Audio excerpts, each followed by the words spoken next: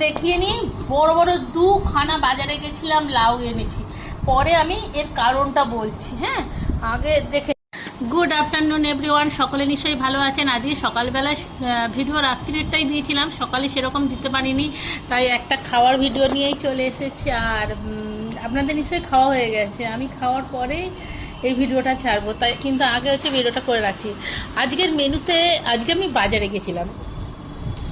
গেছিলাম মানে কি, আমার ছেলের তো মানুষ জানেন তো অভ্যেসের দাস। আমরা ছোট, দাঁড়াও আগে দেখিয়ে নি কি কি রান্না করেছি, তারপরে আবার কথা। ভাত আছে, ডাল আছে, ডাল ছিল কিন্তু এটা কালকের ডাল, পেঁপে দিয়ে আলু দিয়ে ডাল হয়েছিল, পেঁপে দিয়ে ডাল হয়েছিল, কালো জিরে দিয়ে মুসুর ডাল, সেটা আমি আর নেবো না, ছেলে আর ওর বাবাকে দিয়ে দিয়েছি, অল্প ছিল।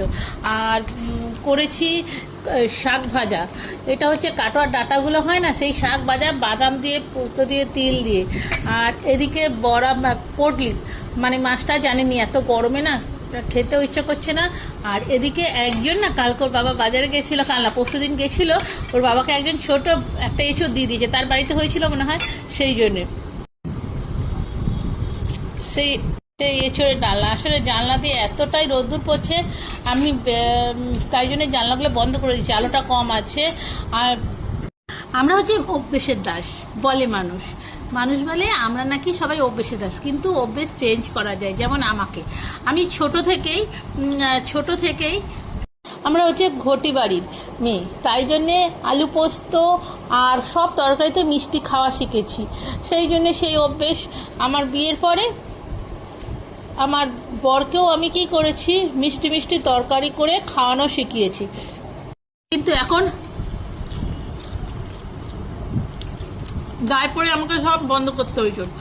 আমার ওর বাবার কোনো সুগার নেই, কিন্তু ছেলের প্রচণ্ড সুগার, ডাক্তার বলছে ঘরে মিষ্টি ঢোকাবেন না। কিন্তু ছেলের মঙ্গলের জন্য এখন সব চিনি ছাড়া, শাকে একটু মিষ্টি না দিলে খাওয়া লাগে, ভাল লাগে, তাও খেতে হতো। যেহেতু ও ভাত খায়, ভাত দিতে বারণ। আর ওই লাউগুলো আমি এনেছি, এখন লাউ দিয়ে ওর হচ্ছে রোজ, যেহেতু ও খাবে। সেই জন্যে এমনকি এঁচড়ে পর্যন্ত মিষ্টি দিইনি, খেতে একটু কিরম লাগছিল প্রথম, কিন্তু আর এঁচড়টা কচি বলে না একটু শুকিয়ে গেছিল। আর কদিন খেতে খেতে অভ্যেস হয়ে যাবে জানেন তো। একটু বড়া খাই, এবারে পটলি করেছি ডালের সঙ্গে। কদিন একটু অভ্যেসটা জন্য খেতে অসুবিধা হচ্ছে, পরে ঠিক হয়ে যাবে। খেতে কিন্তু ভালোই হয়েছে। আর ভগবান যা করে মঙ্গলের জন্য। চিনির দাম বেশি না,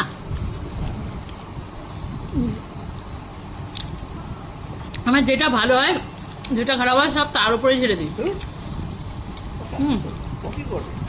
যাই হোক, আপনাদের নিশ্চয়ই খাওয়া দাওয়া হয়ে গেছে, সকালে অনেকে অফিসে আছেন, অনেকে রেস্ট করছেন।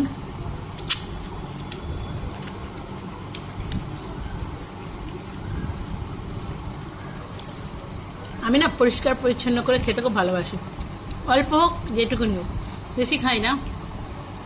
তাহলে পরে আবার কথা হবে, পরের ভিডিওতে আসছি, ভালো থাকবে।